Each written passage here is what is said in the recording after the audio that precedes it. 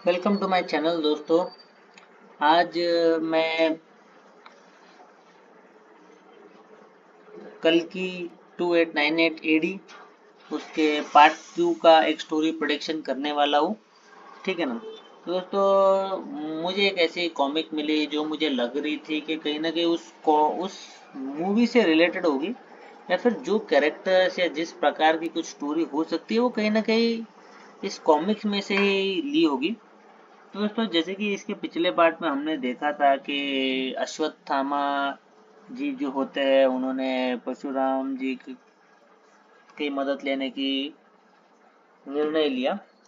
तो दोस्तों, अब वो परशुराम जी की मदद लेंगे, जो मेन हथियार है वो परशुराम जी को देंगे, क्योंकि उन्होंने अपने पिताजी की से कसम खाई होती है कि वो अभी कभी भी हथियार नहीं उठाएगी, क्योंकि उन्होंने उनसे महाभारत में एक गलती हो गई थी। एक गलत स्टेप की वजह से उन्हें अब तक जीवित रहना पड़ रहा है बहुत सारी पीड़ा में, और वो सेम मिस्टेक नहीं करना चाहते थे, इसलिए उन्होंने कसम खाई थी कि वो हथियार नहीं उठाएंगे। और दोस्तों, अब जो वो हथियार बनाएंगे अ, उस रावण को हराने के लिए जो वापस जिंदा हुआ है, तो दोस्तों उसके लिए वो हथियार जो हैंडल कर पाएगा वो परशुराम जी ही है, क्योंकि वो 8 चिरंजीवियों में से एक परशुराम जी भी है। दोस्तों, जैसे कि आप देख सकते हो सेकंड पार्ट में कहीं ना कहीं रावण एक बुद्धिस्ट टेम्पल में गया है, वहां पे वो धमका रहा है लोगों को और पूछ रहा है किसी का एड्रेस। ठीक है ना दोस्तों। फिर कहीं ना कहीं मॉन्क उनसे उससे लड़ाई करने की कोशिश करते हैं, बट दोस्तों वो बहुत ज़्यादा शक्तिशाली होता है, वो सारे मॉन्क से बहुत ज़ोरदार तरीके से लड़ाई करता है और कहीं ना कहीं धूल चटा देता है बहुत बुरी तरीके से। फिर दोस्तों सब जन एकजुट मिल के आते हैं, कहीं ना कहीं हराने की कोशिश करते हैं इन मॉन्क्स को, बट वो मॉन्क्स कुछ कुछ प्रतिज्ञा करके एक ऐसी ताकत को जगाते हैं जिससे कहीं ना कहीं रावण का जो वार है वो एकदम मतलब क्या बोलते हैं वेस्ट चला जाता है। दूसरी तरफ अश्वत्थामा अपने वेपन बनाने में व्यस्त होते हैं, वो उनके साथ कहीं ना कहीं उनकी ये पार्टनर होती है जिसको बहुत अच्छा शास्त्रों का ज्ञान होता है। ठीक है ना। फिर कहीं ना कहीं वो दोनों बहुत ही व्यस्त हो जाते हैं बनाने में, कुछ छोटी मोटी बातचीत चलती है, बट अश्वत्थामा कहीं ना कहीं व्यस्त होता है उस वेपन को बनाने में जो आगे चल के रावण को हराने में हेल्प आएगा। ठीक है ना। वो कुछ इस तरीके से दिखता है, देखो दोस्तों, इस तरीके से। फिर दोस्तों वो लोग जाते हैं एक आइलैंड पे, वो जो हमारे देश की एसोसिएशन होती है वो एक आइलैंड पे जाती है केरल के आइलैंड पे। दोस्तों उन्हें दिखते हैं परशुराम जी एकदम कूल डूड की तरह कहीं ना कहीं मस्त आराम से लेटे हुए हैं, और उनके शिष्य कहीं ना कहीं फाइटिंग प्रैक्टिस कर रहे हैं, लड़ाई की तैयारी या फिर प्रैक्टिस कह सकते हो।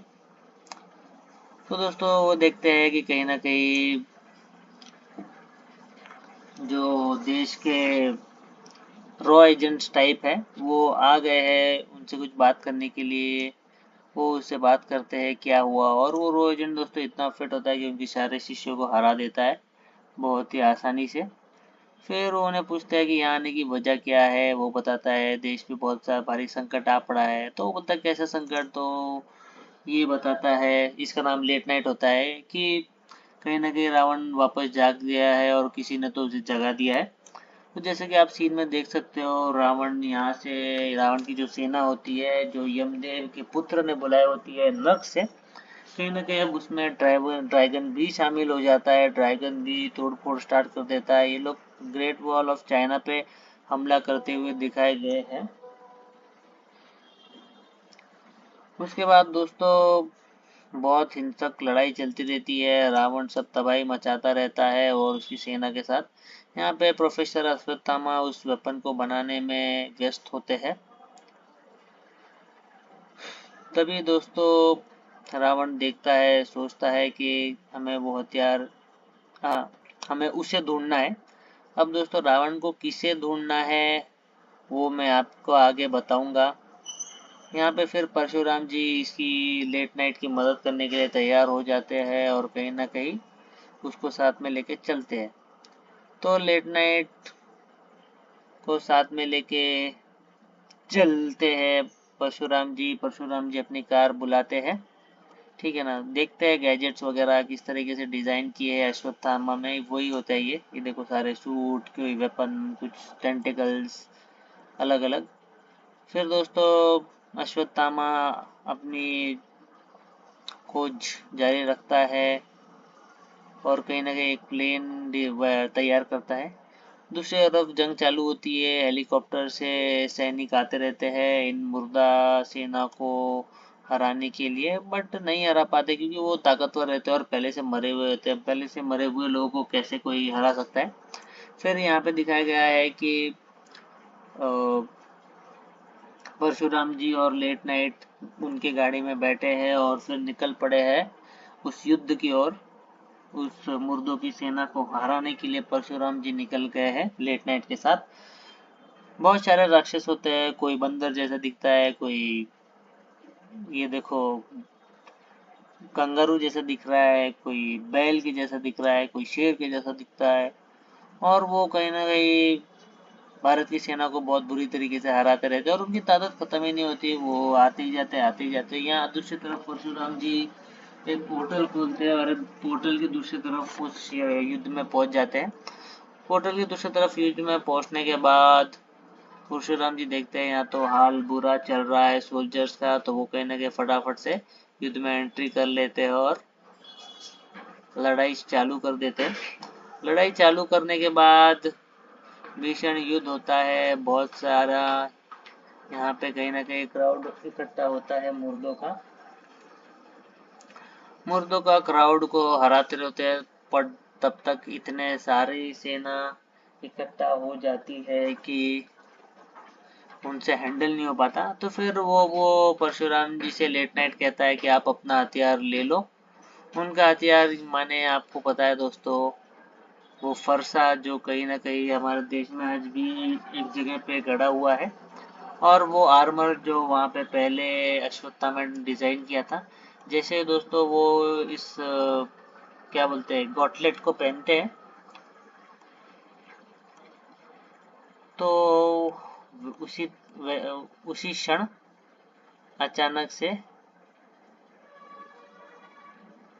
वो हराने लग जाते हैं लोगों को। बट उनको ये गॉटलेट पसंद नहीं आता अश्वत्थामा का और वो इसे निकाल के फेंक देते हैं। वो बोलते हैं ये मेरे कुछ काम का नहीं है और अपना फरसा उठा लेते हैं। फरसा उठाने के बाद दोस्तों उसमें इतनी दिव्य शक्ति होती है कि वो उनके कपड़े एक आर्मर में बदल जाते हैं। देखो इस तरीके से दोस्तों बहुत ही जोरदार गोल्डन कलर का आर्मर है और वो फिर विनाश करना स्टार्ट कर देते हैं। कहीं ना कहीं यमराज के बेटे की तो धूल चटा देते हैं वो और फिर इसी विनाश में उसको कहीं ना कहीं कैद बंदी बना देते हैं और इतना खून खराबा होता है, रावण से भी युद्ध होता है। रावण अपने फुल फॉर्म में आ जाता है, ये होता है चंगेज खान और पीछे रावण की आत्मा। देखो दोस्तों 10 सर, सारे अस्त्र शस्त्र से लैस एकदम, ठीक है ना। तो दोस्तों परशुराम जी और रावण में भीषण युद्ध होता है, बट रावण क्योंकि इस बार पहले से पावरफुल और बहुत सारे अस्त्र शस्त्र से लैस, ऊपर से महादेव जी का भक्त, तो वो ऐसे वेपन्स यूज करता है जिससे जो क्लैश होती है परशुराम जी और रावण के बीच, उसमें कहीं ना कहीं परशुराम जी को थोड़ा सा धक्का लगते हुए बताया गया है।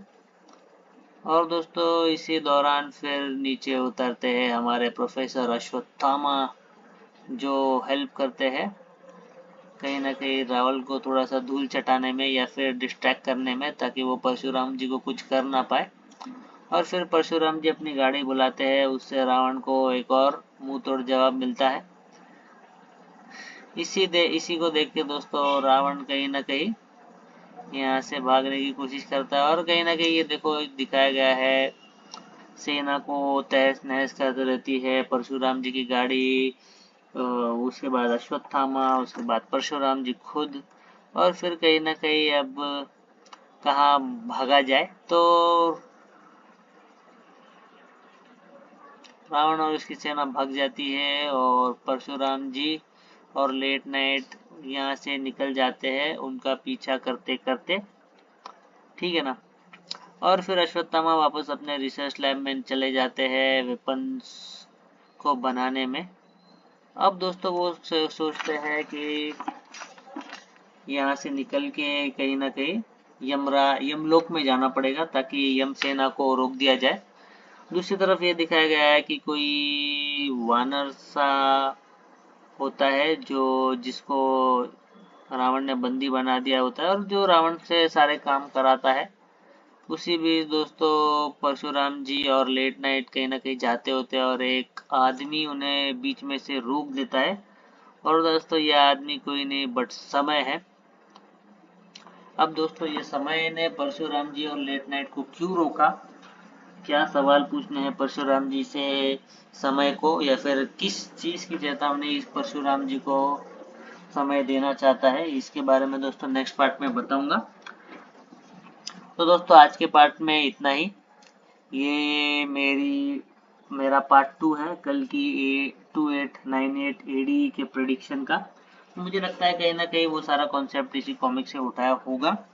जैसे ट्रेलर में दिखाया गया है जो मेन लीड पे प्रभास है वो कहीं ना कहीं कल्कि है और इसका अश्वत्थामा का रोल कहीं ना कहीं अमिताभ बच्चन ने निभाया है।